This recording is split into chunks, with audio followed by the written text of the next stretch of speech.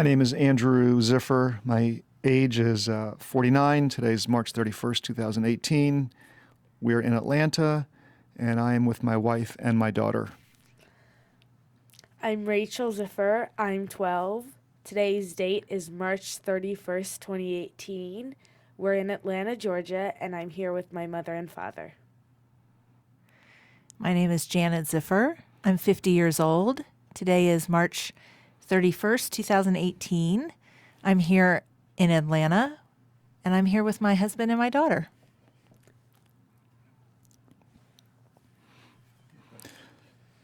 So Janet, could you tell me a little bit about your pregnancy and the birth of our daughter, Rachel? Yeah, so we decided to have Rachel or to have a baby, and got pregnant really quickly, and we're swimming along with our pregnancy and found out when I had my amniocentesis, because I was a mom of advanced maternal age, that Rachel had something going on with her heart, and we needed to see a specialist for the rest of the pregnancy. So that was about halfway through the pregnancy. We found out that Rachel's heart was shifted in place, and because she was so little, we needed to be followed over the course of the rest of the pregnancy to check and make sure that her heart was developing normally. So we saw a pregnancy specialist, we saw pediatric cardiology specialists, and luckily we were told that everything was developing normally. Her heart was just shifted. Instead of being on the left side of her body, it was on the right side of her body. So we just kept going with the pregnancy, and as we got close to the end, found out that she was breech and we needed to have a C-section. And we go into the hospital, have the C-section, and because of the heart issue, the doctors wanted to whisk her away and have her checked out and make sure everything was okay right after she was born. So I didn't even get a chance to hold her. They took her, checked her out, made sure everything was okay, and luckily we found out that everything was just fine. So we thought we were in the smooth and clear, right? We took her home and were trying to adjust to parenthood, which was up and down, lost lots of sleep, and trying to figure out how to be parents and change diapers and make sure she's eating enough. And we noticed that she had a bruise on her face. And we just thought, oh, that's from being inside my stomach and probably will go away. And as the weeks passed by, it kept getting bigger and redder. And when she would cry, it would get really red. Then we noticed that her eyelid was getting swollen. That was probably about 5 weeks old, I think. And we carted off to the pediatrician to get her checked out. And don't forget, she was misdiagnosed with about 3 different things before we actually got to the real story. Yeah, so what did the pediatrician tell us?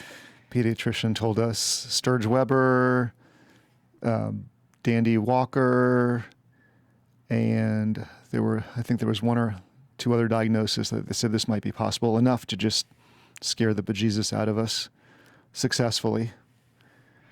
Yeah, I think they sent us off to an eye specialist to get her eye checked out, because at that point it was probably about 50% swollen shut.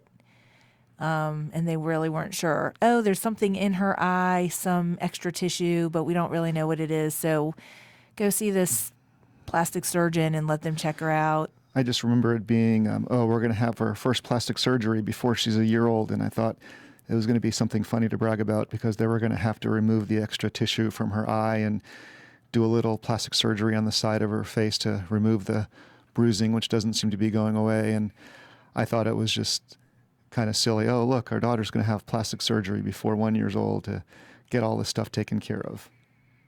Yeah, and the our pediatrician first wanted her to have, I think, a CAT scan. And then she called us back and said, I consulted with some other doctors and they think she should have an MRI instead. So they really weren't sure exactly what was going on. I don't actually think that they used the term Sturge-Weber until after she'd actually gotten her correct diagnosis, because I don't think that she wanted to scare us. She didn't tell us what it was. So when Rachel was about almost 3 months old, just about 3 months old, we went to Children's Hospital of Atlanta for an MRI, and we thought, oh, we're going in, she's going to have this MRI, they're going to check it out, and then we're going to go home. But that's not exactly what happened. What's your recollection? Well, I remember just going to the hospital. It was December 24th, 2005, correct? I think we were actually at the hospital a couple days before that. December 23rd? Something like Before that. Christmas 2005, we went to the hospital for what was just supposed to be a morning visit to have this silly MRI done because they needed to figure out what it was, and then they were going to tell us your daughter needs XYZ plastic surgery to fix it, and then we were done. So we go in there, we have the MRI done in the morning, and it's never fun.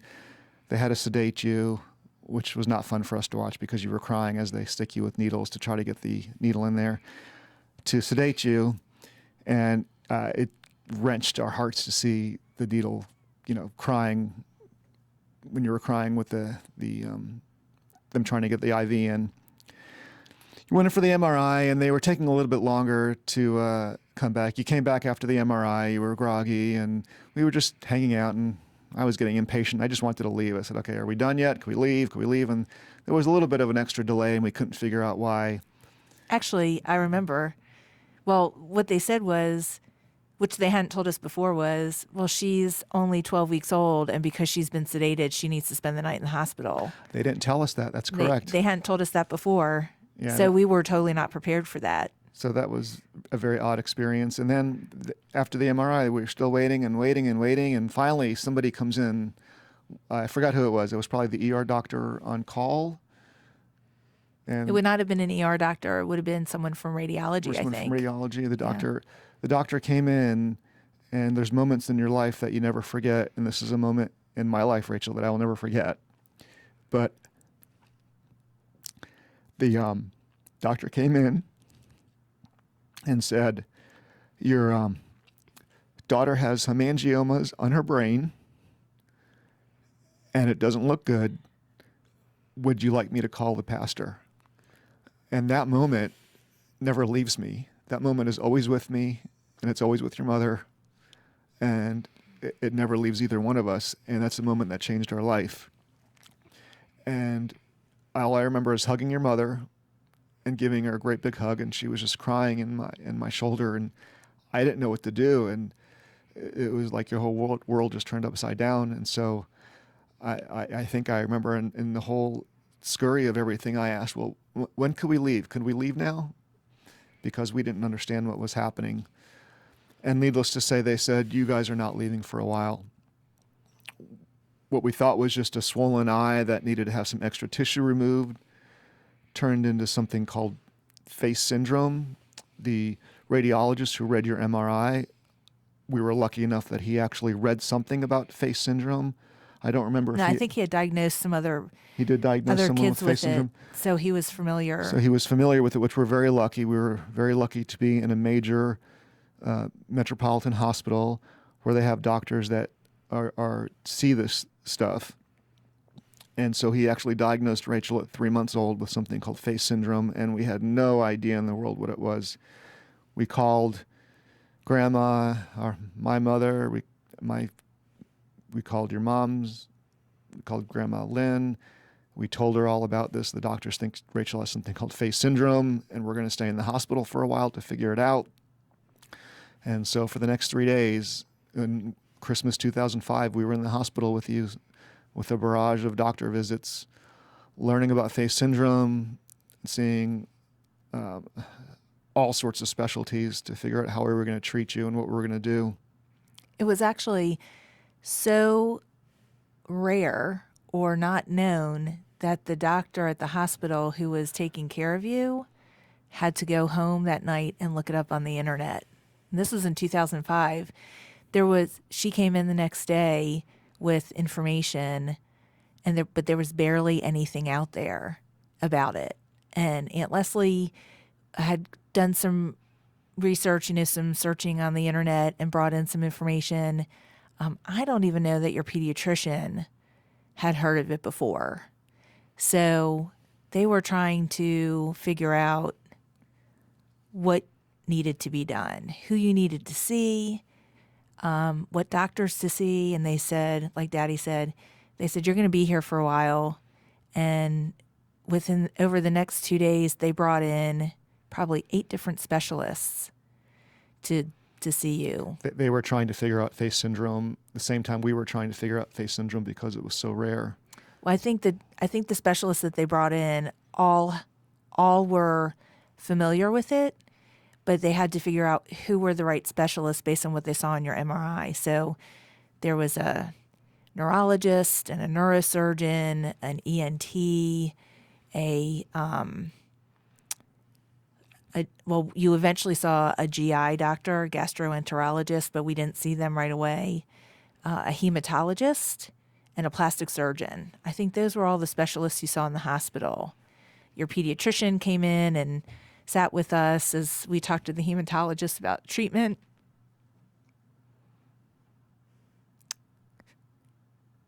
And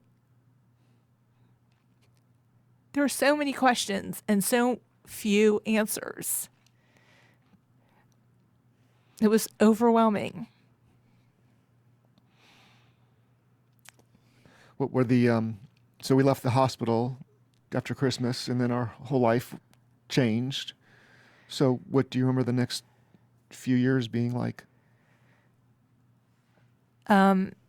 Well, we had all these doctors that we needed to see, and what we found out was that the hematologist was going to be the primary doctor, Rachel's primary doctor. So she started, before we even left the hospital, they started the steroid treatment. So that was to help with the hemangiomas, which are these big, fast-growing vascular tumors, benign. But the one in your eye, what was in your eye was a hemangioma, and it turned out you had one behind your ear, and you had the one on your face. The redness was actually a flat hemangioma. You had one, a couple more like around your eye or in the head region, and then you had several around in your torso. So they started you on steroids because one of the biggest concerns was about losing vision, or you also had actually a flat one in your throat that they didn't want. They didn't want you to lose your vision or for the one in your throat to grow and cause any problems breathing. So you were on high-dose steroid treatment for 2 years, from the time you were 3 months old until the time you were about 27 months old. And so we left the hospital with, prescriptions and a whole list of follow-up appointments with different doctors. And we had to give you medication 2 or 3 times a day. And, it was just... It was a lot to take in. It was not a regular, normal life for a toddler that a parent has to manage. It was something exceptional that we did not know we were going to have to do when Mommy was pregnant. And it was different, and it was hard. It was hard on both of us. And I remember when we would put you to sleep every night when you were a toddler. I don't know if you remember this, but I would walk in your room every night, give you a kiss on the head. You were probably sleeping by then.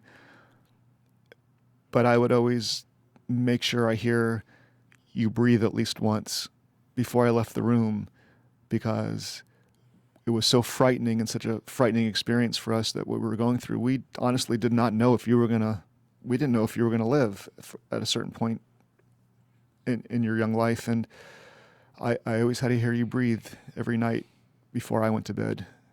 And saying that now, it sounds kind of silly, but that's how I lived 8 years of my life, would you say, Janet? Probably. Yeah.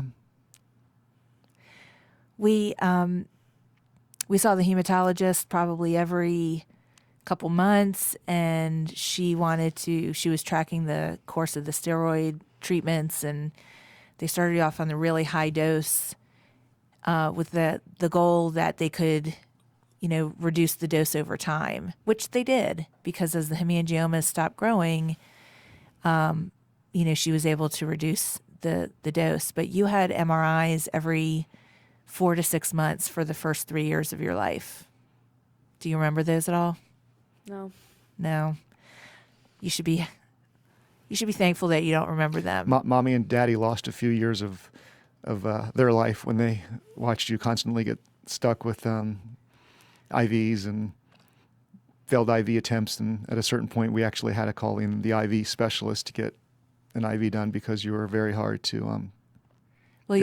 Because you're on the steroids, you were all puffy, all those cute pictures of you puffy, and you would and just, it was hard for them. You would scream and yell, and it was just horrific. And it was hard for them to find a vein. I think a couple of times, I either I would Daddy get almost passed nauseous, out. or I'd want to. I wouldn't have done this, but I actually was getting very, very angry with the person who was trying to get the IV in you. And a couple times I sent Daddy out of the room. Yeah, Mommy had to tell me to leave because I was not happy a couple of times. He looked like he was either going to pass out or throw up. So I would hold you on my lap really tight, and they would finally get the IV in. And they'd send you off to your MRIs, and the doctors, the hematologist would say, everything's looking good. Couple times we tried to reduce your steroids, and then the hemangiomas would start growing again. So then the doctor would have to up you, and then you would, and then we finally reduced. But by the time you were, just over 2 years old, things were really stable. You were done with your steroid treatment, and the hematologist fired us, which is the term we love to use. You know what that's called? Happy Princess Day. Happy Princess Day is when that was not when the hematologist. Oh, that was not. Oh, No. I don't know that. That was about That was when you were 3. The Oh, neurologist that was the neurologist. said, or the neurosurgeon, Neurosurgeon. said that we didn't need to see him anymore. Your veins, the arteries in your head were all stable. You were done with all your treatments for your hemangiomas, and he fired us. So yes, Happy Princess Day was the day that the neurosurgeon fired us, which I think at that point was the last specialist that we were seeing on a regular basis. And he said, unless you have any other problems, you do not need to see me anymore. And then 9 months later. 9 months later was my first big migraine. Was that the tile store? Yes. 9 months later? 9 months later was actually your second migraine. We never recognized the first one. The first one Right. we didn't recognize as a migraine. Which was the tile That's store? no. You threw up, and it was your somebody's birthday. Oh, my birthday. Yes. It was your birthday. It was me, and Caleb, you- and Avi's birthday. We and- shared it. Right, and you threw up in the car. No, she She threw up in the.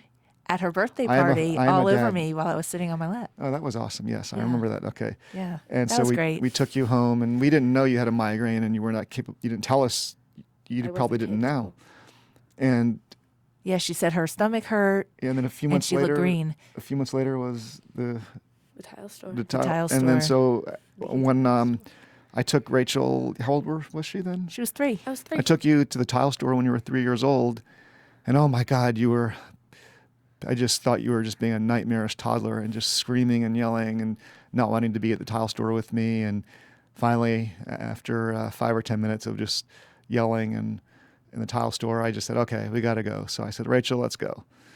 And so we left the tile store, got in the minivan, and at 3 years old, you would get yourself in the booster seat or the car seat, whatever it was at that time, and you would buckle yourself in, and get in, and then we'd go home. And then I just let you take a nap because you're probably just tired and grouchy, and that's why you were crying. And then you said to me, and these are more moments that you never forget, but you said, "Daddy, I can't get in my car seat. I can't get in my car seat." And then I looked at you, and your left side was not moving. So your left arm was hanging. You could not get into the car seat. And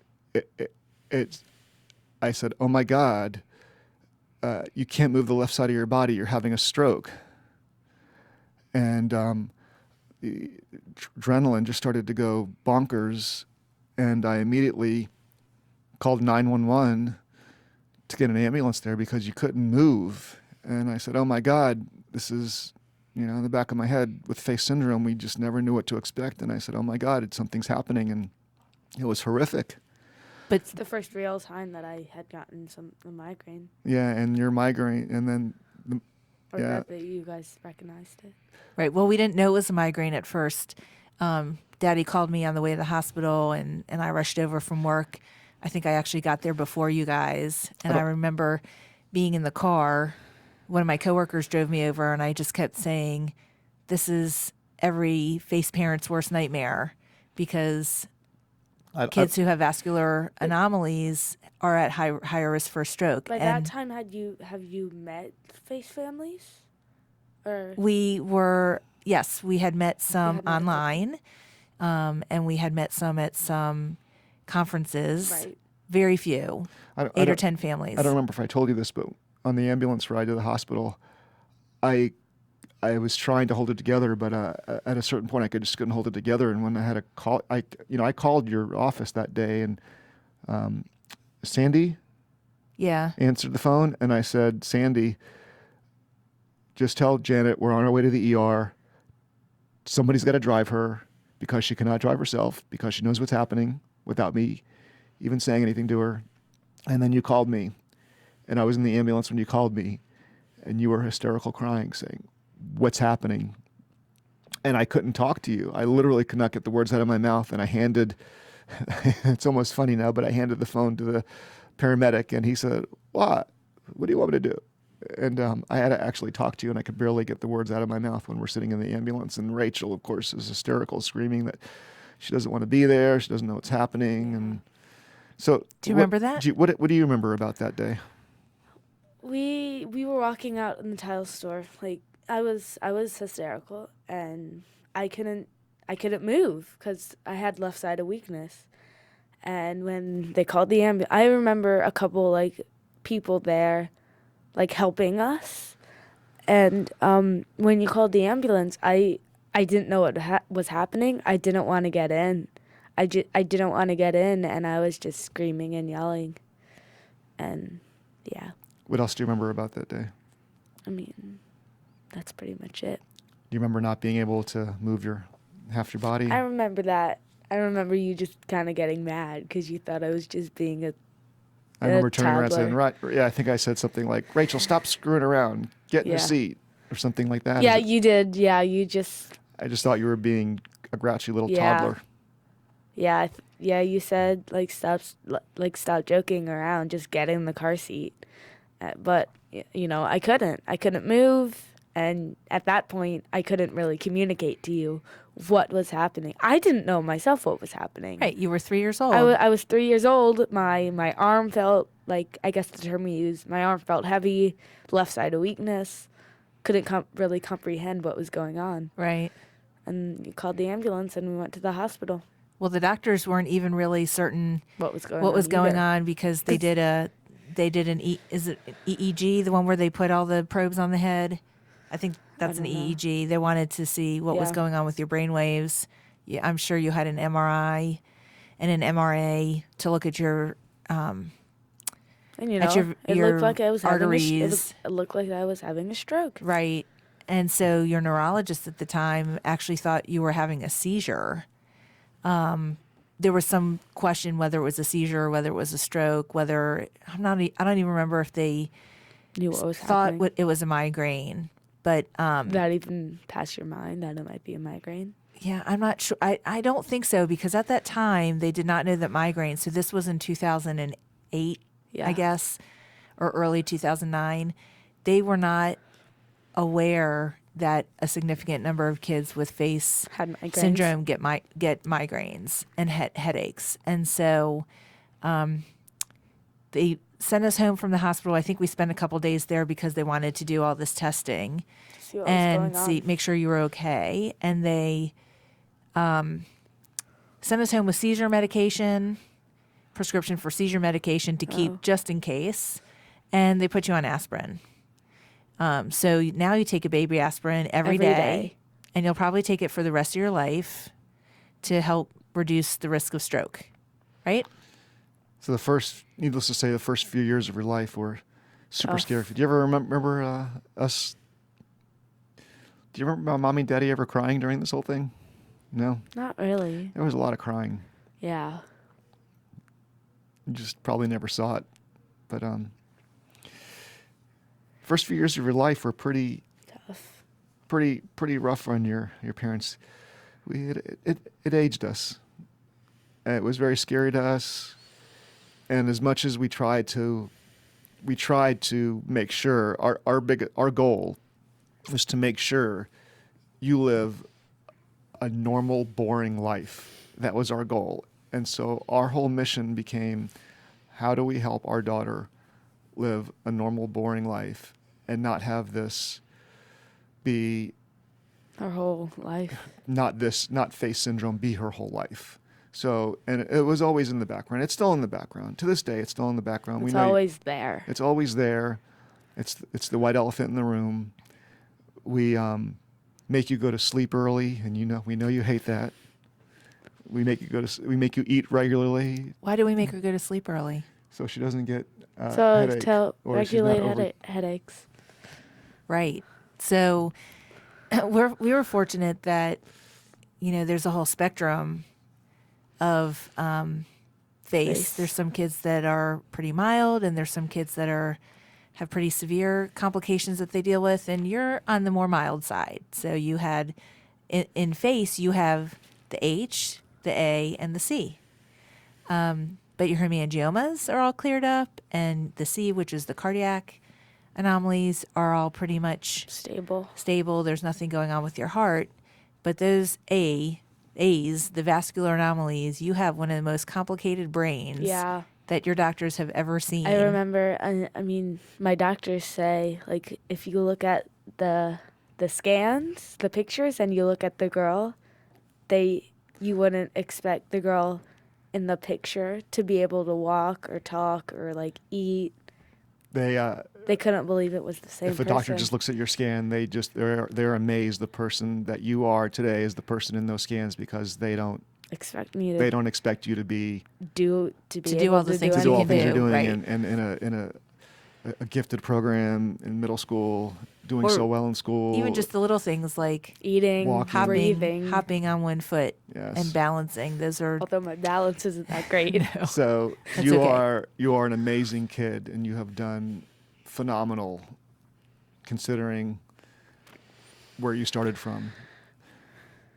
And So now all we have to deal with are these crazy Migraines. migraines, and we're lucky that that your doctors were able to, at some point after we were getting these migraines, and you were getting them pretty often, and they were not little migraines. They were big ER migraines. Going to the ER 4 or 5 times a year. In the middle of the night, waking up in the middle of the night.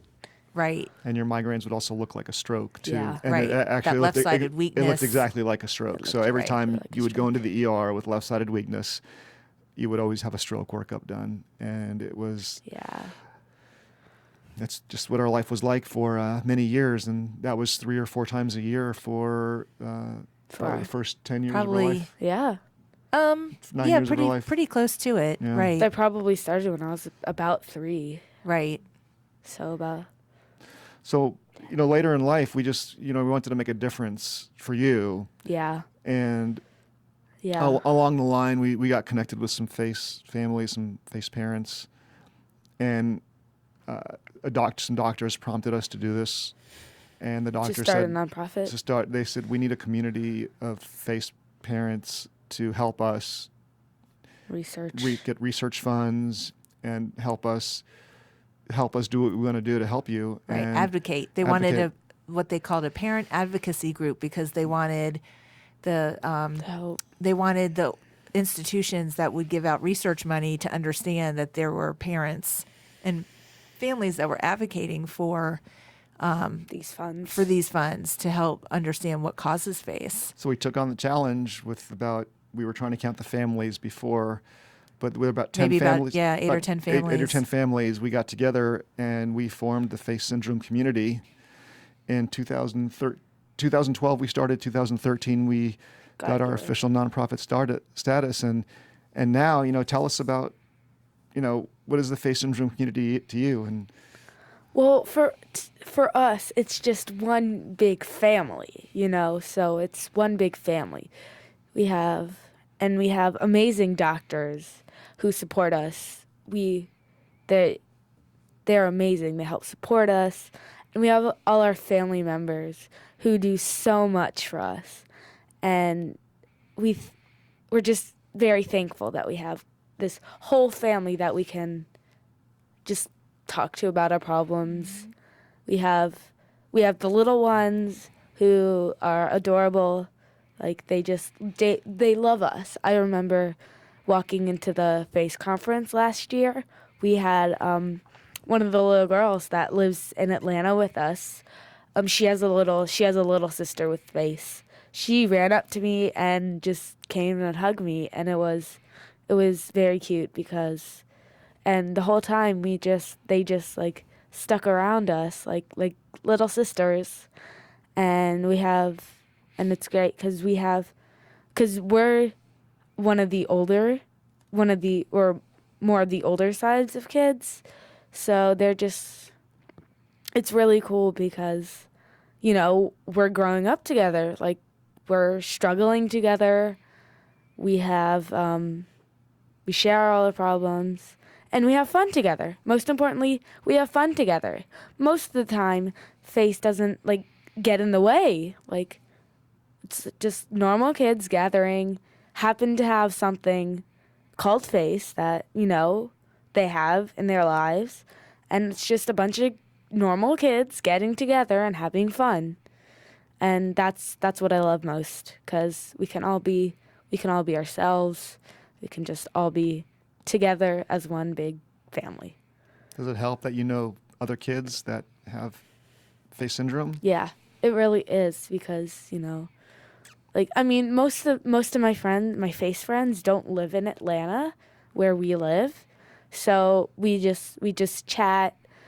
We call each other, we email each other, we do anything we can to stay in touch until we see each other every other year or every 2 years.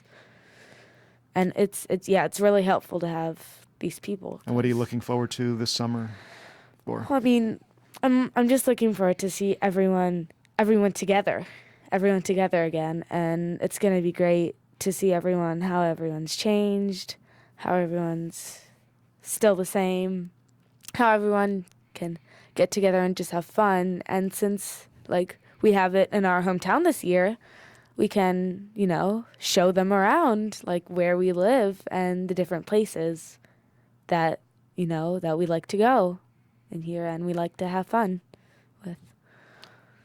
So part of the benefit of having started this nonprofit is that we're able to help provide support to other families, but not only just other families whose kids are going through it, but also to other adults, because who just we have one woman who self-diagnosed herself. Right. With Right. So there's a lot of adults out there that have found us that have figured out that they had FACE. They do have FACE. They grew up 20 or 30, sometimes 40 years without knowing they have FACE syndrome. They grew or up more. We have 50 and 60-year-olds who have figured it out. And so we've gotten to meet some of them. Yeah. And, Catherine, who's one of the adults, was in Atlanta a few weeks ago and came over for dinner. What was that like for you? It was really special because she's like my FACE twin. So we have the same types of problems. We have the same stuff going on, and it's really cool because she's like a friend. Like she's like almost like a second mother because she understands like what I'm going through also. And it's really special to have, not only someone my age, but someone like older who like an adult who I can talk to about FACE who actually is going through the same thing as me. And as an adult, they've gone their whole lives or their whole childhood without knowing what was going on.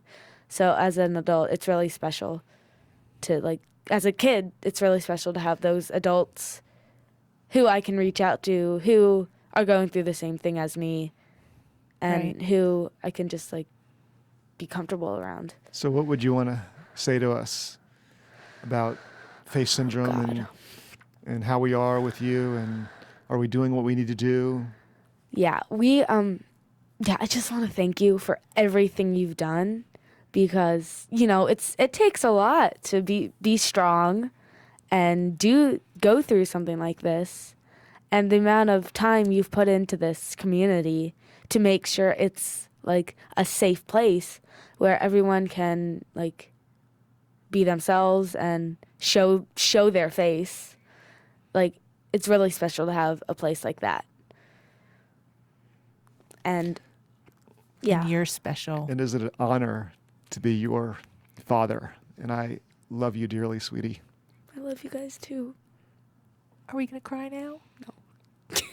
You are a pretty awesome kid. And we're so proud of you.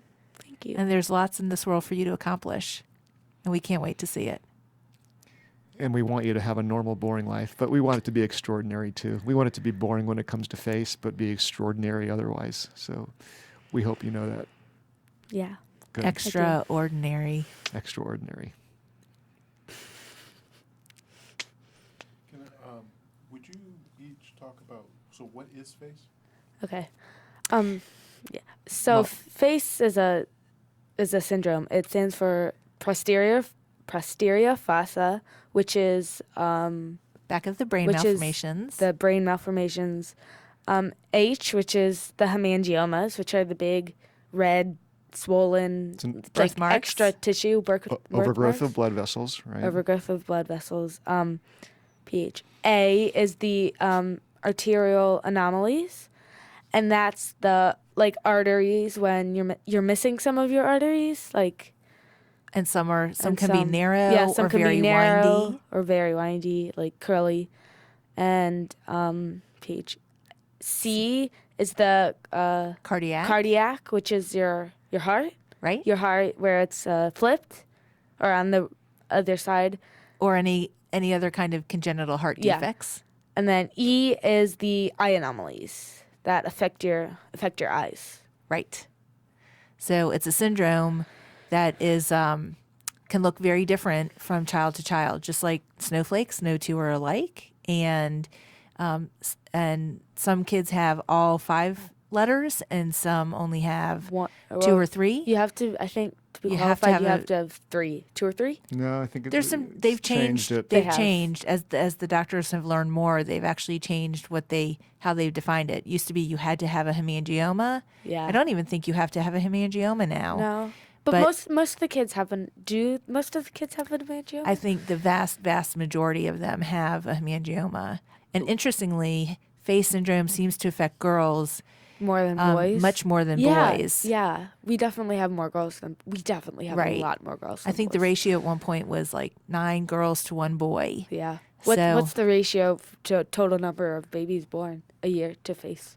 1 out of every 20,000 births, I think, was the last statistic I heard of kids who are affected by FACE syndrome. How many kids get affected by migraines of like the And total you're, number? you're a minority. it's, of kids. No, I think it's more than 50%. Get of affected kids by have like some bad sort of- migraines Have or some just sort headaches? of headache. headache, but I think the Like bad hard migraines were a lot migraines, smaller like me percentage. and my friends, like Lindsay. Yeah, I'm not sure what the percentage is, but for Headache, migraines, any but headaches are around 50%. more than 50%. More than 50%. So it's one of the more common. Yeah, because I know some of my friends, they get headaches, but they don't get migraines. Like Right. for like chocolate, for example, chocolate, peanuts, caffeine, are a migraine trigger. And I remember one time me and my friends were going to watch the Harry Potter movies. Like we went upstairs to one of my friends' rooms, and they had like chocolate candy, and I was like, "Oh no, I can't eat that. It's like a headache trigger." And they were like, because that was the first time I really realized that not every kid gets horrible migraines, and I was like, "Yeah, I can't eat that." I'm like, you guys don't really have headache triggers?" They were like, "No, not really." So every kid has different types of headaches or migraines. Right.